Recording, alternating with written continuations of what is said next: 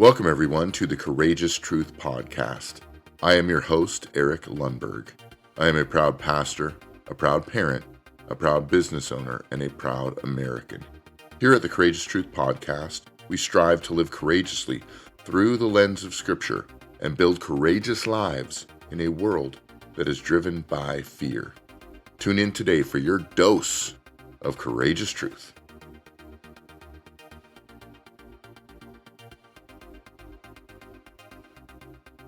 Have you heard about Glory Apparel? They are a quality clothing line with a mission. They are family owned and operated right here in the great Pacific Northwest. In fact, I'm wearing my Glory Apparel products right now, and I love it. The printing and stitching is top quality, the comfort cannot be beat, and it is not faded after many washes and many rough days on the job site. Glory Apparel is a brand with a grand mission: to reach the lost with the gospel of Jesus Christ, to provide nations of the world with clean water and resources and critical infrastructure, impact local communities in the United States through outreaches that share the hope of the gospel and the demonstration of the love of Jesus, to care packages to our homeless population, and aid in the battle to fight sex trafficking and help its victims recover. And I don't know about you, but that's a brand I want to get behind. So order your Glory Apparel today, www.gloryapparelmissions.com. Again, www.gloryapparelmissions.com. The link will be in the show notes. Get your Glory Apparel today.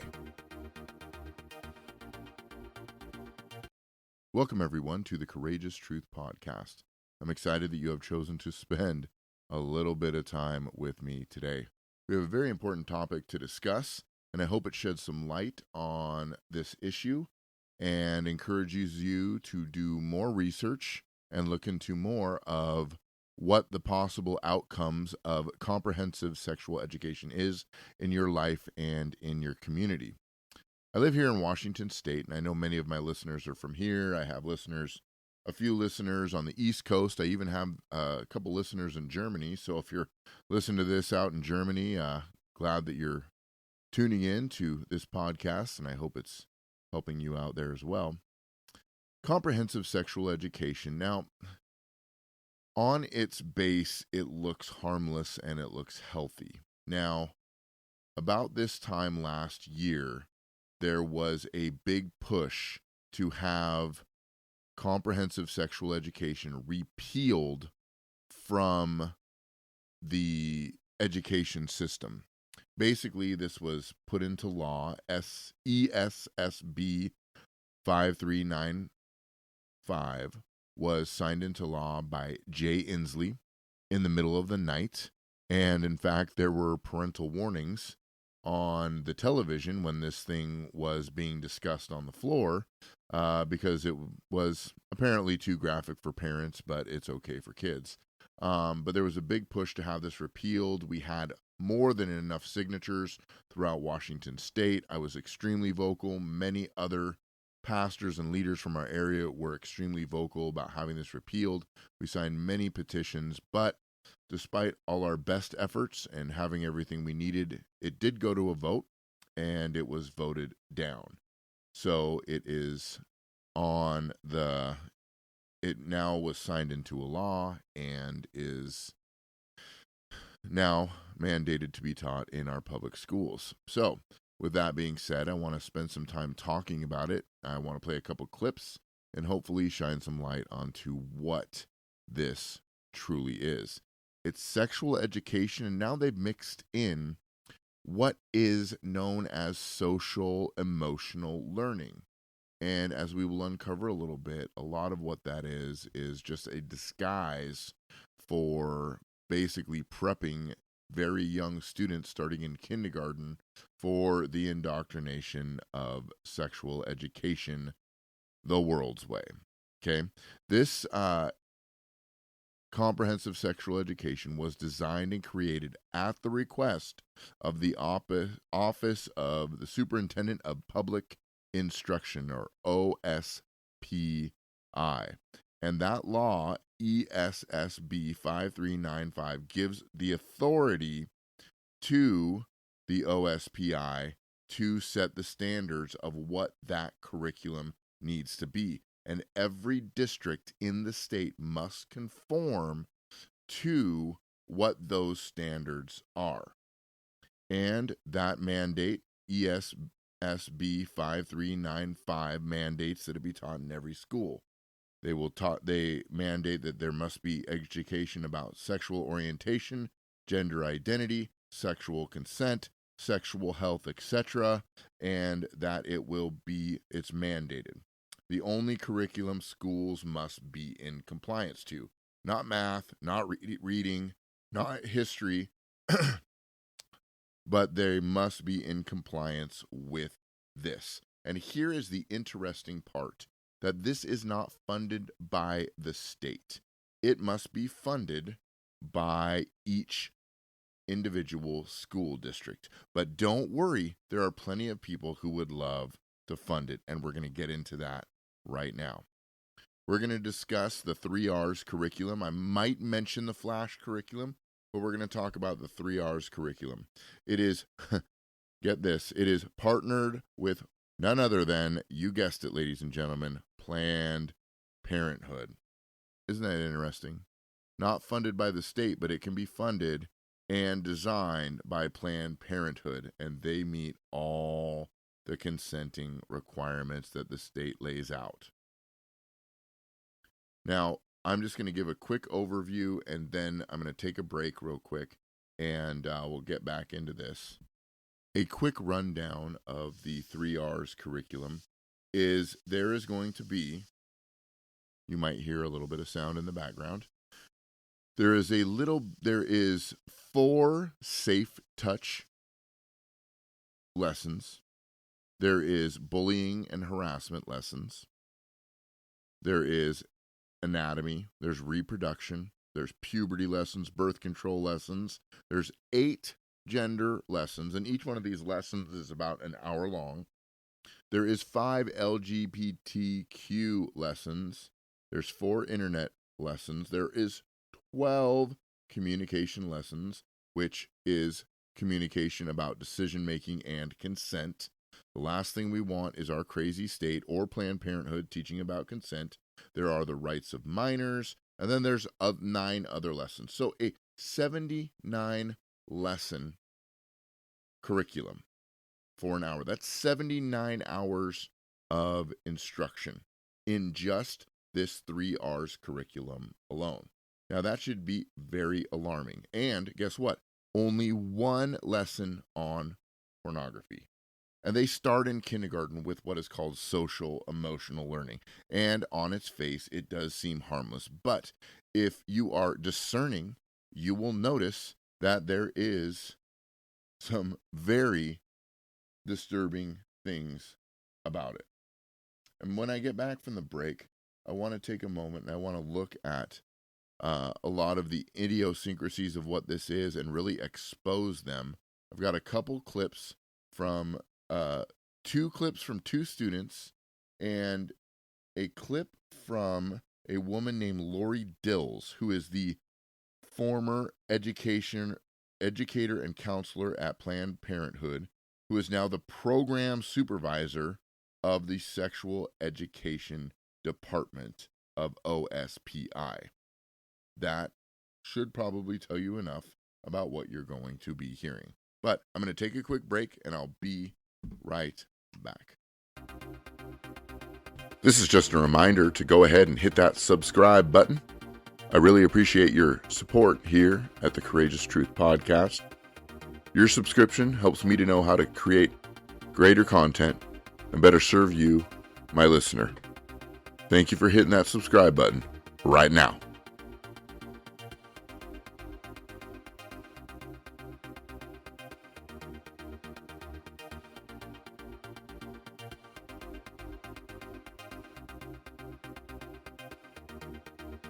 And I'm back. And I'll tell you what, there is so much in this curriculum that I just, due to time, I'm not able to break down. But I just kind of want to do my best, and I hope it helps. Just give an overview of some of the things that I have learned. Because guess what? This affects, whether you have kids in the public school system or not, this affects your community. It affects the people that you and your kids are interacting with. Now, the K through third grade curriculum is called social emotional learning.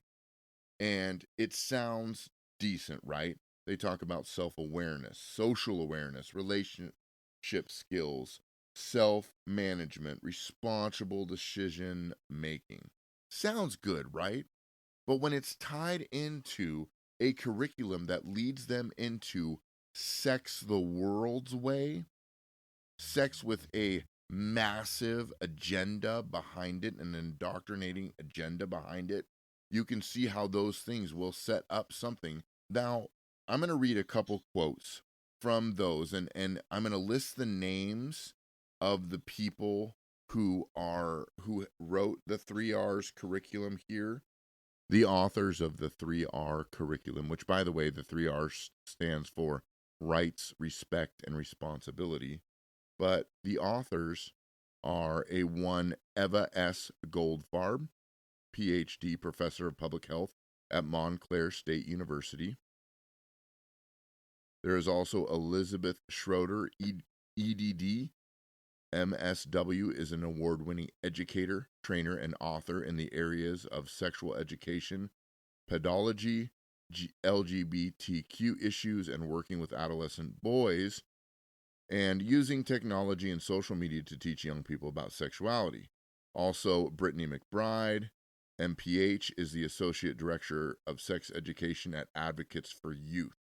She is responsible for strengthening the effectiveness of sexual health education instructional materials and their delivery while supporting youth-serving organizations and school districts in providing sustainable and equitable sex education. Here are some quotes that I'm going to read from these creators. Quote, "Sexual development is a lifelong process. Infants, children, teens, and adults are sexual beings." Unquote. Another quote that is just as alarming is this, quote, "Just as it is important to enhance a child's physical, emotional, and cognitive growth, so it is important to lay the foundations for a child's sexual growth. Adults have a responsibility to help young people accept and develop their evolving sexuality." Unquote. Do I need to read that again? I think you might need to pause this and go and press the back 15 to 20 seconds and listen to that again. What are they saying? That the adults have a responsibility to help young people accept and develop their evolving sexuality. Which way is it evolving? Where are they pushing it? This is terrifying, that the people who are developing this curriculum have this type of ideology. This is very, very disturbing.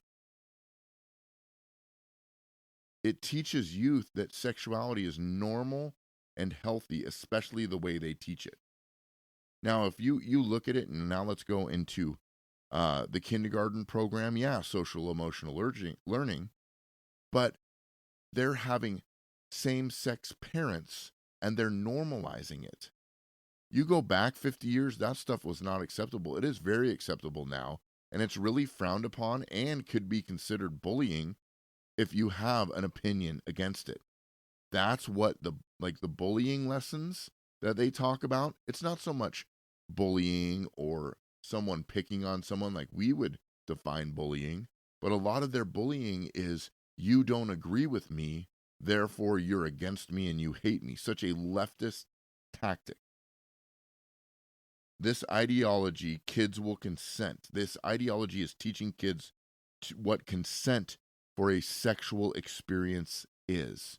Children, young children. I'm going to play right now a excerpt or a video clip, and I hope you can hear it well, from a middle school student from a Curtis Junior High that I attended back in the 90s. This young lady wanted to testify in front of the State House, but unfortunately she was denied access. But she was allowed to testify in front of the press, and this is her testimony right here.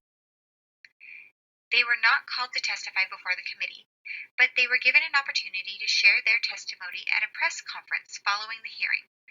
I would like to now share their testimonies with you. At Curtis Junior High, thank you for hearing my concerns on this bill. In 6th grade, our school started the Flash curriculum. I'll never forget the day our male teacher taught us what intercourse was. That was mortifying. We had to sit and hear very personal things with boys constantly joking about it. It made me feel violated, like I was just an object. Since the sex ed curriculum started, those kind of things go on all year long. Sexual comments are common. Boys will even grab girls inappropriately, and when addressed, they simply move on to someone else. I want it to stop, but if you say anything, you are made fun of, and no one takes you seriously. This is wrong, but everyone seems to just accept it, and girls suffer in silence. Sexual harassment is being tolerated and actually encouraged by the culture that is fueled by sex being an everyday at school. Girls already have a hard time being respected, and having sex discussed every day just makes it harder. I and many others want to have these sensitive discussions at home with those we trust, not in front of our peers and teachers. Schools should be teaching about safe boundaries, but instead they are crossing them every day. And by the way, opting out is not really an option. Anyone who does that gets teased and bullied even more. This really should be an elective class that you choose to take. Why can't it be that way? In my class, we are learning about our First Amendment rights. I'm supposed to have the right to exercise my religious freedom, yet every day I'm being forced to go against it in order to pass a class. I'm a pastor's daughter. Where are my rights? Where is my right to have safe boundaries? I don't want this mandated on me, and I certainly can't imagine making younger kids go through this. Today I ask you to guarantee that all kids' voices are heard. Please vote no and give us a real choice to keep our honor. You think about what she just said. This is a young girl who is massively disturbed and traumatized from what she is taught in her school. She should not be having to face these things at school, not only to be taught about them, but to be indoctrinated by them, and really to be force-fed an ideology that has a grander agenda. How does Planned Parenthood profit off these curriculums? Because of CSE, I'm going to read this quote from the Institute for Research and Evaluation, and this was in the last 2 years. Evidence of CSE failure in school settings. There was much more evidence of program failure than success for school-based CSE. Failure rates for sustained effects on most productive outcomes range from 76 to 100%. Okay? There was a 94% failure in unprotected sex. Teen pregnancy and STD education had no success whatsoever. Teen abstinence had an 88% failure rate. This thing is a failure on its head because it is arming young people to look at sex like as a pleasurable experience and a consent experience. It gives mechanics about sex without any kind of boundaries or warnings about it. This is dangerous, and this is what is being taught in our schools.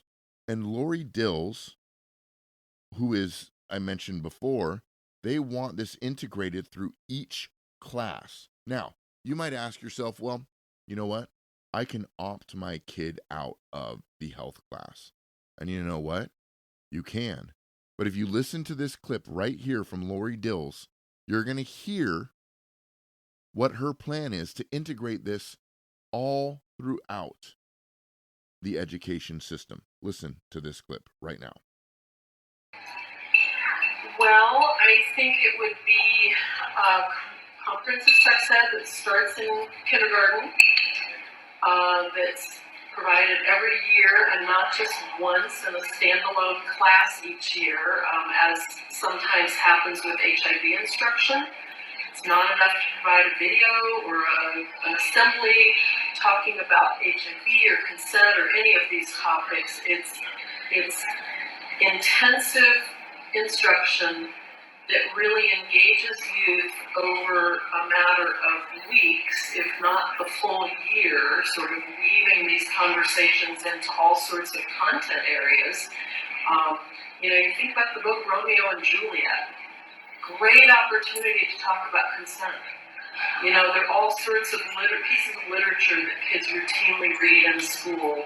We could be integrating messages that would dovetail nicely with the comprehensive sex ed curriculum. So lots of opportunities. I'd love to see it integrated throughout schools. I'd love to see more youth-directed sex ed where we really the focus is healthy relationships, healthy bodies, and pleasure. I think as a society, we have a hard time talking about pleasure, certainly in our public school system. I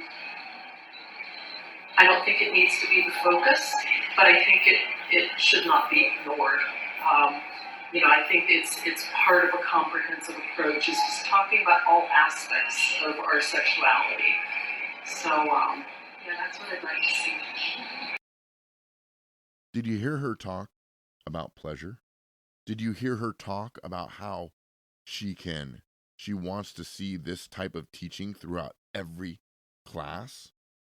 Yeah, as a parent, you can opt out of the health class, but you can't opt out of the other classes. And if it's taught in history or in English, you heard her mention Romeo and Juliet, which is classic literature, to talk about consent and to talk about all the other things they're trying to push.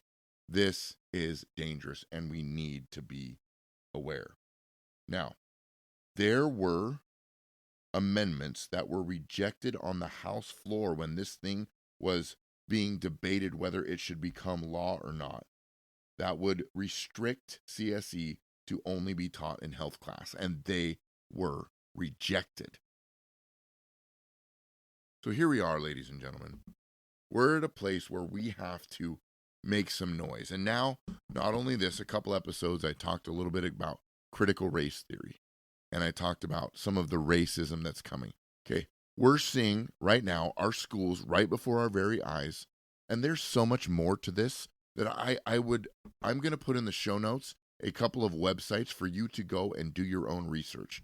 All that I'm saying right now is just a quick, brief, very brief overview, just so that you can be a little bit aware and maybe listen to some audio about it. But ladies and gentlemen, this is some disturbing stuff. And if we don't stop it now, this is going to run rampant and run out of control. If you're a parent, you need to be going to your school board meetings, okay? If you are a church leader, we need to be equipping parents to understand about what is being taught in our school systems. This takes a lot of research to do. And I put it on this podcast because I believe so strongly that this is a great platform for people to be educated on what's really going on. And we need to be courageous with the truth. I say it time and time again. And I teach my teenagers this. God is good. God made sex, and sex is good. And the world has perverted it, and it has run out of control. And they have really weaponized it to push an agenda. And maybe one of these weeks I'll go into the LGBTQ agenda and some of the things and organizations behind it. I just don't have time for that today. So I apologize that this episode went a little bit long, but I do hope that this helps you formulate a strong opinion about what is happening, especially in Washington State, what is going on with this curriculum. We need to be aware, we need to stand up against it, and we need to pass this information on. This podcast, I believe, is just one of so many more platforms to help get the word out. And as parents, you know what? We have a voice to our school boards. We have a voice over our kids' education. They're trying to take away a kid's and a parent's right to their kids' education. We cannot let them do that. And if you have your kids in public school, you are the primary voice and you have the primary authority. I don't care what any superintendent, I don't care what any school board member, I don't care what any teacher says. When we stand together, we can see the tide turned and we can see common sense, conservative values taught once again in our schools. So that's all the time I have for today. Thank you, as always, for tuning in to the Courageous Truth Podcast. Like, subscribe, share this podcast with your friends and family. Let's get the word out and let's continue to take a courageous stand for the truth. I will see you next week. Thank you for tuning in to the Courageous Truth Podcast. We live in a world that is in desperate need of courage and in desperate need of truth. My hope and prayer is that this podcast will equip and inspire you to live courageously for your families, for your communities, for your God, and for your country. Be courageous in your stance for truth in a world that has completely abandoned it. See you next time right here at the Courageous Truth Podcast. Go ahead and hit that subscribe button right now. Remember, I am your host, Eric Lundberg. Truth requires courage.